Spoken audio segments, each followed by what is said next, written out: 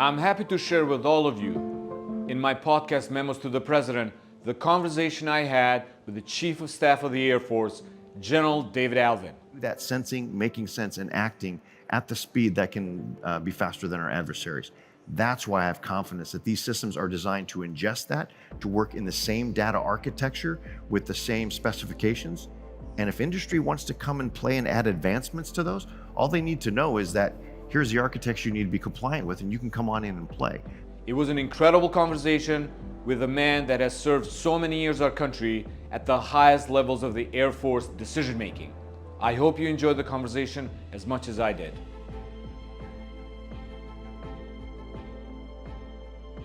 General, it's good to have you back. Welcome to the exchange. When I was thinking about this interview, reviewed what you said last year, but I've known you since you were the EUCOM J5, and after EUCOM J5, which I think you were one of the first ones to actually put our new Russia strategy in place after the Crimea invasion. Then you went to the Joint Staff J5, which is another tough job. Then you became the Vice Chief, which prepared you for this job. And I thought, the way the Air Force is going through this transition, you cannot find a better general officer that has been prepared on the security environment, but also on the operational requirements and the capabilities of the future.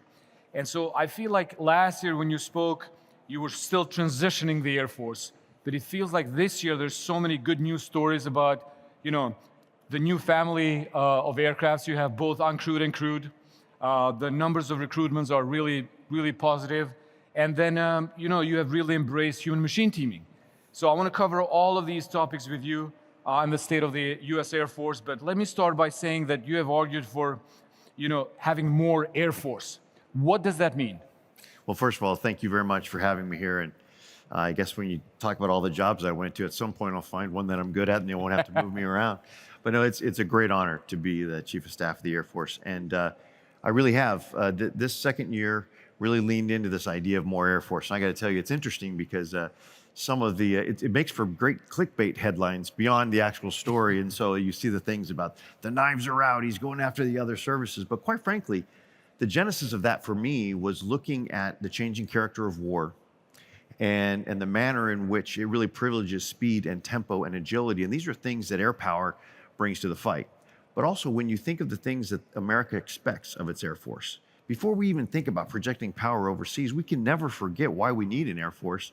The first is to defend the homeland against threats in and through the air domain. And so as we see what Golden Dome might evolve into, that's our responsibility in the air domain to support that. The other thing that is non-negotiable is our support for a nuclear deterrence, 2/3 of the triad and 3/4 of the NC3. So those are things that are non-negotiable, and they're not cheap either. But the thing to be able to project power in an environment where facts can change so quickly, the need to be responsive, the need to be lethal, to be able to offer options for the president in myriad situations, that's what the Air Force needs to do now and into the future. So more is not only about more stuff, it's about making sure we get more out of our Air Force. When we go to industry and we develop our force design, it's one force design. It's not multiple forces that are built in different parts of our Air Force. It's about focusing the airmen on the potential adversary, training together. It's about developing as one Air Force. So aligning our Air Force to be one Air Force first allows us to really be able to say, now this is how you get more out of your Air Force, whether it be more capabilities or more out of every airman that goes into the fight. When you were here last year, sir, I remember you said the speed is what worries you. Yeah. How would you characterize speed today? I think that is one of the defining attributes of the changing character war. It's about speed of decision making, about speed of sensing, making sense, and acting.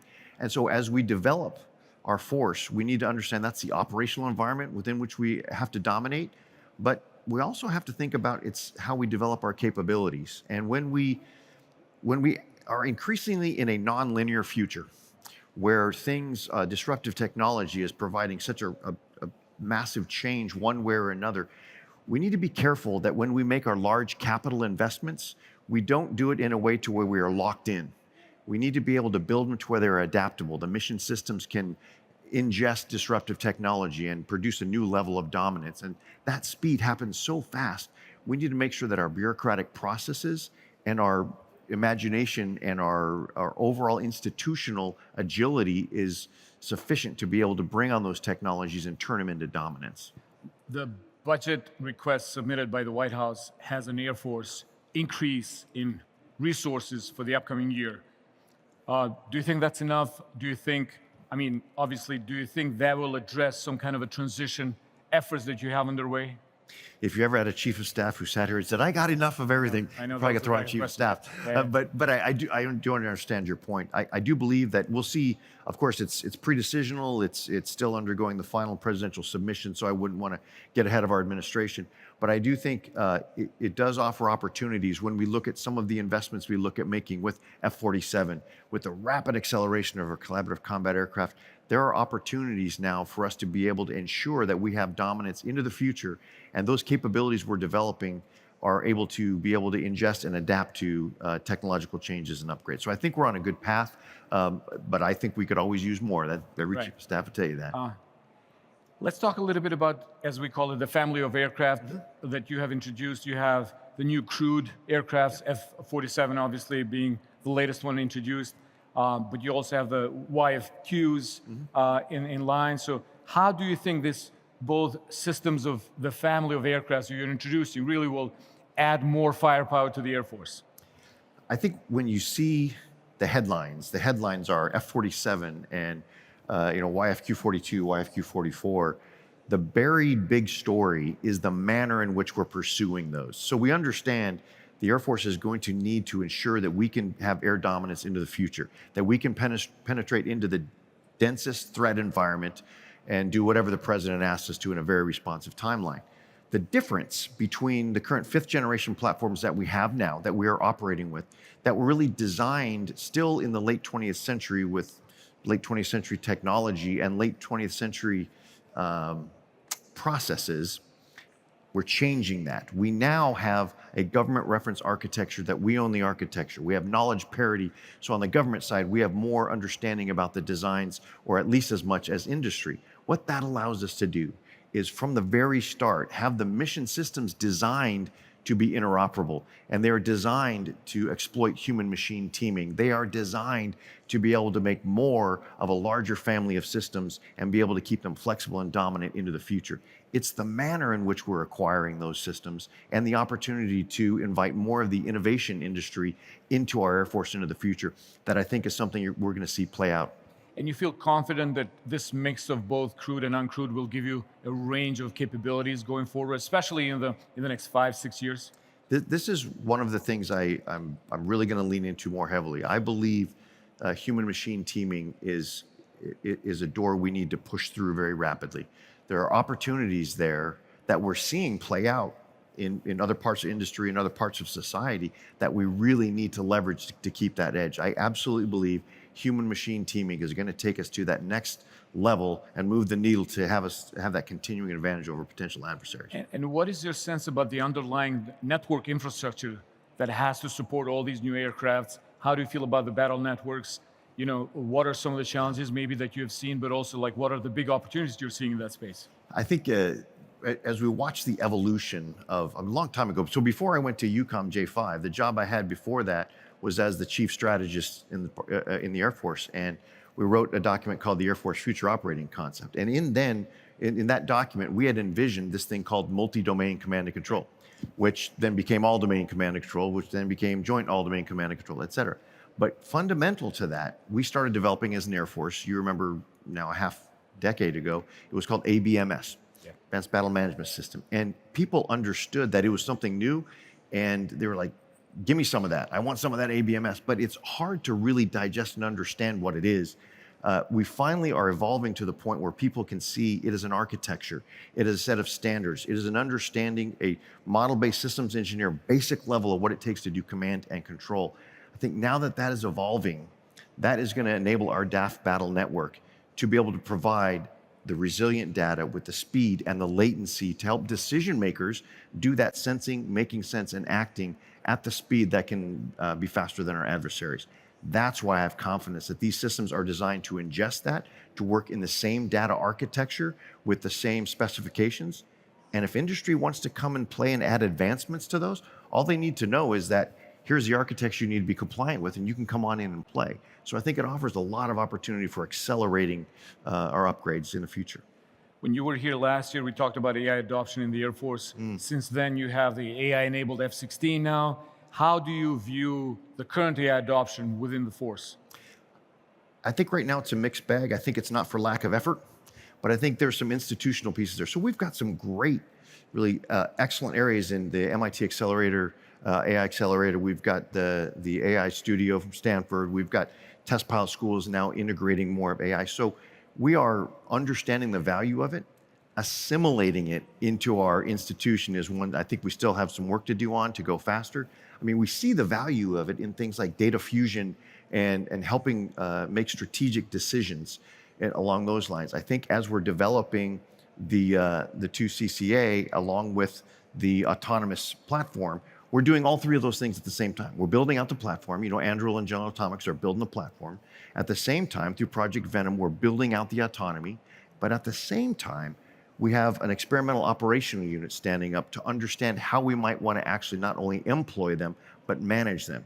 This is where I think the institution has to keep its mind open and not say, well, this looks sort of like something I already knew. So I'm going to treat it like and then we found ourselves trapped in the past. We have to keep our imaginations wide open to understand this is a game-changing technology that can really go to the next level when it comes to air dominance. But we can only do that if we don't sort of get trapped by the vestiges of the past. You just released in April the AI Doctrine 25.1, 16-page document.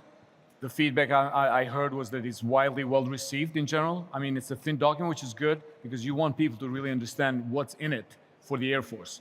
Can you elaborate a little bit more about the Doctrine document and how do you see that vision going forward?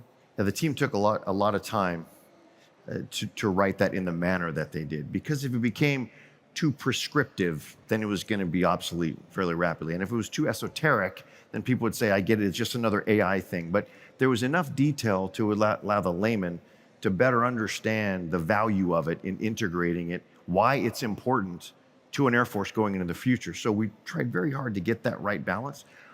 As the Air Force gets better in understanding of how to assimilate, I can see it being more sophisticated. Right. But to the point you made, too big or too thick, people are going to say, I didn't understand AI before and I don't now. But now it's giving your average airman a better appreciation of the value of that to our warfighting. And generally, you know, among all the services, the cultural shift in adopting any new technologies, you know, the bureaucracy takes its place and everything. How do you see the cultural change with the adoption of AI? I think this is a challenge for not only our Air Force, but for a lot of big institutions. And it's because it's evolving so fast. And so it's almost like you find the brand new, the best, you know, piece of candy in the candy store, and you just get up to the register and they go, hey, we're doing something else better back there. Oh, wait a minute. We have to find it and understand how to leverage it. And then people can see, even if it's only an early version, you know, ChatGPT minus whatever, and people can see that this is actually of value, then they'll be more inclined to move forward. But rather than it's coming by the window so fast, sometimes it's hard for the institution to adapt. So we need to grab onto something, and even though there might be something better coming along in the future, we need to have the institution go, wow, that's pretty important. That helps me make decisions better. That helps me do predictive maintenance better. That helps me do X, Y, or Z better. And then that helps us to really assimilate it and be able to jump on the train. And have you seen any good examples of how the airmen are using and airwomen are using these models? So I do need to separate. The institution is having a problem. The airmen are not. Right. The airmen are just fantastic. And so the challenge is to be able to harness that individual talent that really they understand what they're doing day to day. Scale it, obviously. Absolutely, because if they're out there doing some maintenance task or some administrative task or something to where they look at it and they go, why am I still doing it that way? Well, the institution of the United States Air Force and the United States government has been doing it for a century. So, but when they look at it and go, well, I could fix it and I could do it in half the time, we need to be able to honor that and understand what is scalable and what is maybe a little bit more boutique. But when we do that as an institution, then we're going to be off and running. But that is the challenge, right? Yeah, the speed of bureaucracy versus the speed of technology. It's becoming more and more divergent. Let's switch to the human-machine teaming. I mean, you talked about this passionately as far as I can remember. You're now even institutionalizing these things in capabilities and both how you train men and women in uniform. How do you see this evolving? What's the current status of human-machine teaming within the Air Force? I think as we develop the collaborative combat aircraft, that's going to show us the operational advantage of human-machine teaming. And there is an evolution between just leveraging autonomy and leveraging automation and how we're doing with leveraging data fusion to help intelligence support. That is not where I think the vision should be. There really is an operator out there, and he or she is managing or teaming with multiple uncrewed platforms, uncrewed systems, and making decisions in the moment that are adaptive in the moment. I think that is where, if we evolve to that, it goes back to what we talked about at the beginning. It's about speed. The human-machine team that can make smart decisions faster is the one that can put the adversary, and this is warfare since time immemorial. It puts the adversary on the back foot and reactive. But in order to stay proactive and one step ahead, we need to be able to do those things that humans do best and optimize it with the things the machines do best, and we can do it at speed and quality, and that is what's going to give the advantage. How do you see the reaction among the defense industrial base towards Air Force modernization, both in crewed and uncrewed systems? I'm hoping it's something in transition, because quite frankly, we in the government have been hard to work with because of different structures and different requirements that we either levy on ourselves or are levied on us through government regulations, et cetera, et cetera. And when industry sees that they can move much faster, it's just too tough to work with us. So with the way that we're transitioning into this agile mission systems and government reference architecture, my message is, hey, the door's open, come on in. And the way we're adapting our Air Force structurally to where, rather than have you build part of your Air Force in Langley Air Force Base for fighters, and Barksdale for bombers, we're developing one integrated capabilities command that can understand what industry has to offer, and it can help build a single force design rather than pieces of the force. So I think it's in progress. I really want to encourage industry to keep working with us, because I think we're evolving to a right spot where we can finally come closer to harnessing the rapid technological genius that is out there in the innovation industry. And last point on this topic, I mean, this is a crowd of venture capitalists, private sector people, obviously industrial base. What is one thing that you would message them today that you need help with, and the one thing that we probably should just get away with it and not do it anymore? Well, I think the answer is one answer to both those questions. The way we have evolved, and I'll do it being pejorative to make the point, is oftentimes in the government, we've evolved things that are requirements and we turn them into tasks. And they become, then after a while, we are so specific in the requirements, we don't give industry the chance to make it better. We say we want X and Y and Z, and then they go, well, I can do that. And they'll build exactly what we tell them to build, even though they may have a better idea. So a better interchange with industry to say, here are the problems we're trying to solve, and here are the parameters within which we need your help in doing that, and then unleashing that.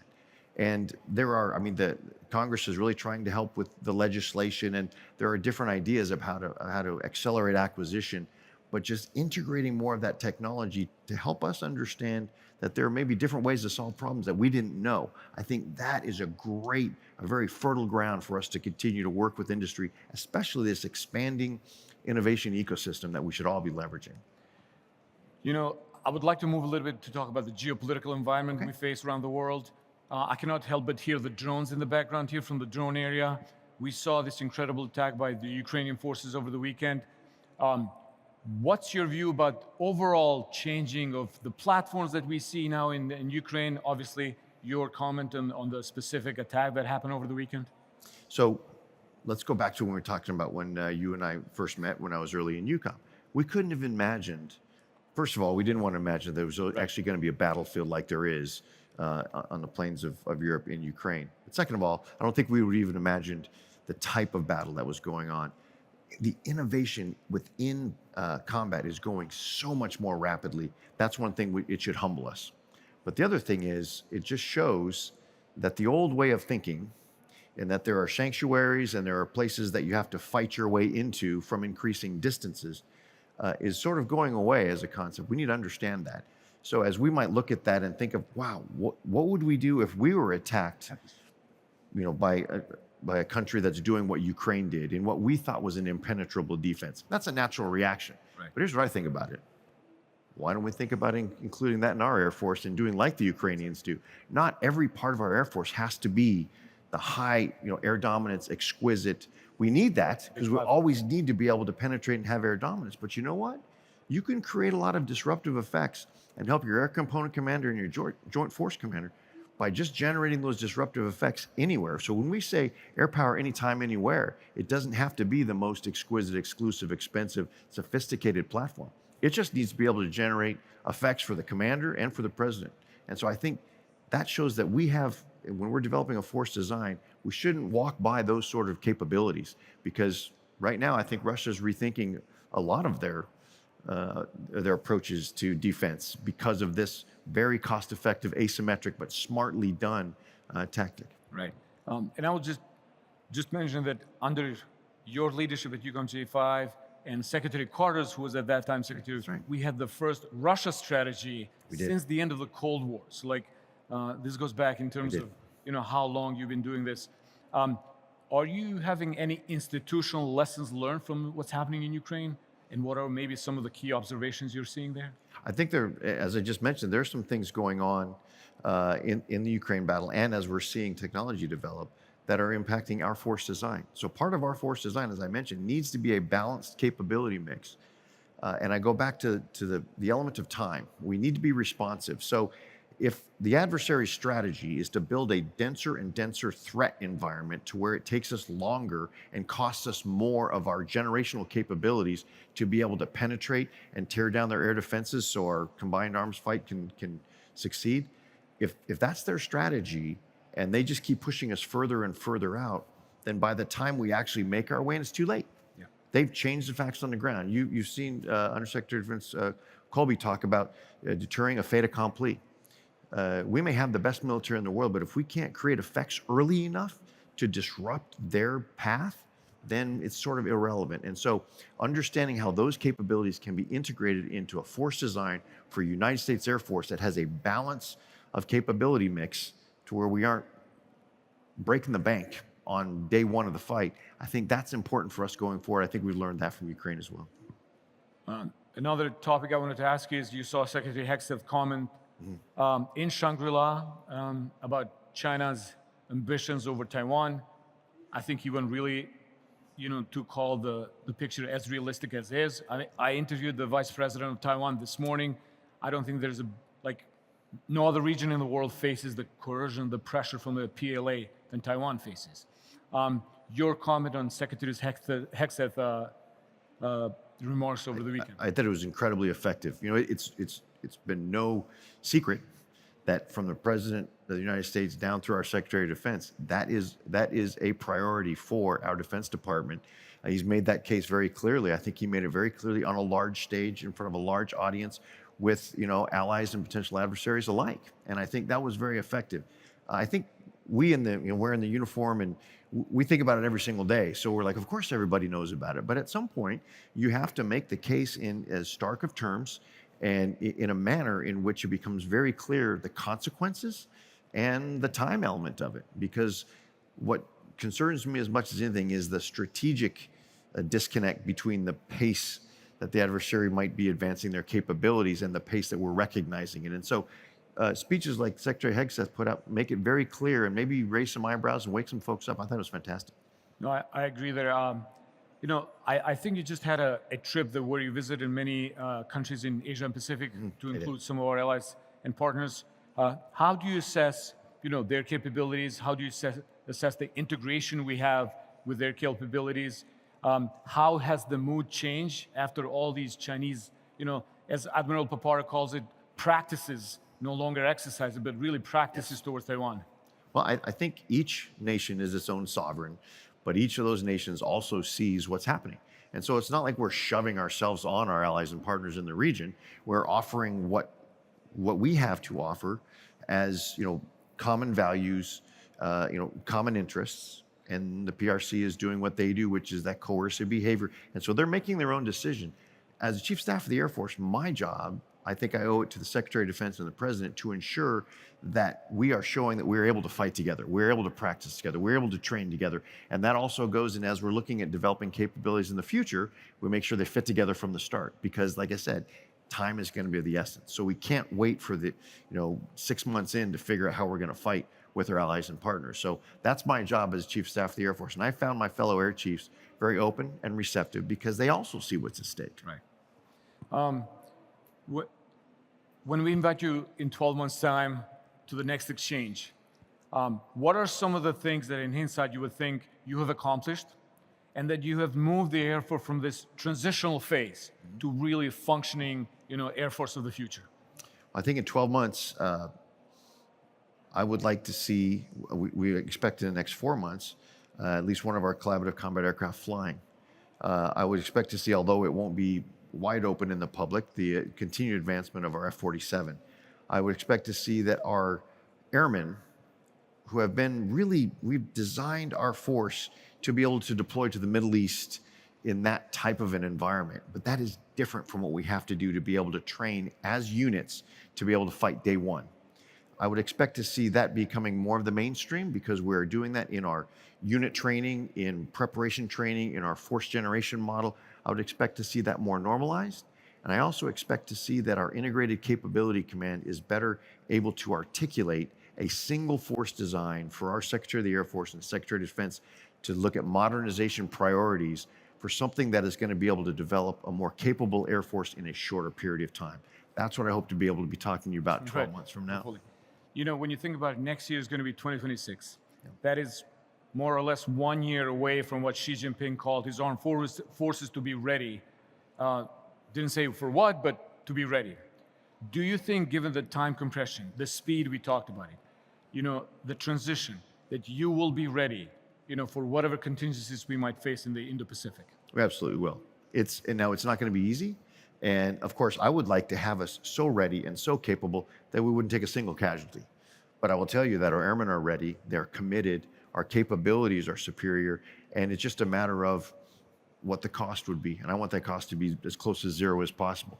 But make no mistake, if called upon, our Air Force is going to fight and we're going to win. Last question, recruitment numbers. You're seeing good recruitment numbers coming out of COVID.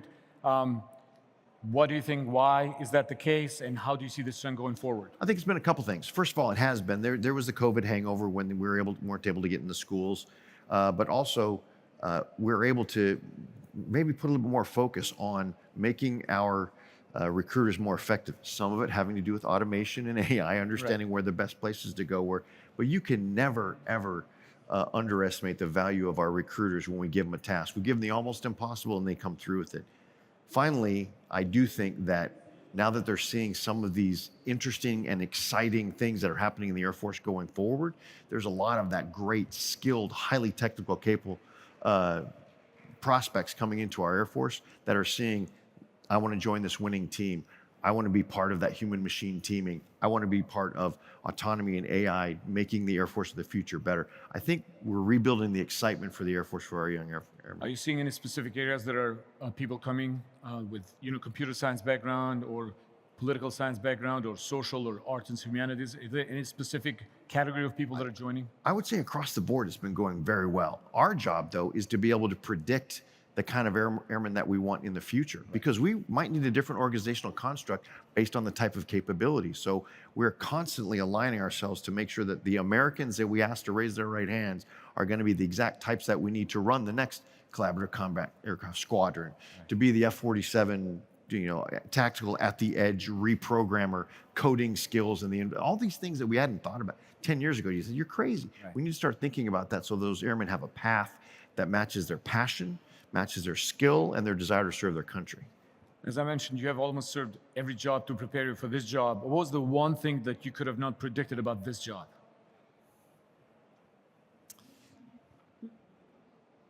But there's a list. Yeah, no, there's a list. I would say the one really thing I couldn't have predicted is the amount that the resilience of our airmen in dynamic change, and yet when you point them towards an objective, it shouldn't have surprised me, but with all this dynamism, they're still ready to just go out and get it. And so that's a pleasant surprise. Yeah. Unpleasant surprise, I've seen a day. lot in my career. All is good here. General Allvin, thank you so much for coming back to the exchange. I look forward to having you next year. Best of luck to you as you go through this transition and solidify the future of the Air Force. Thank you very much. I really appreciate it. Thanks.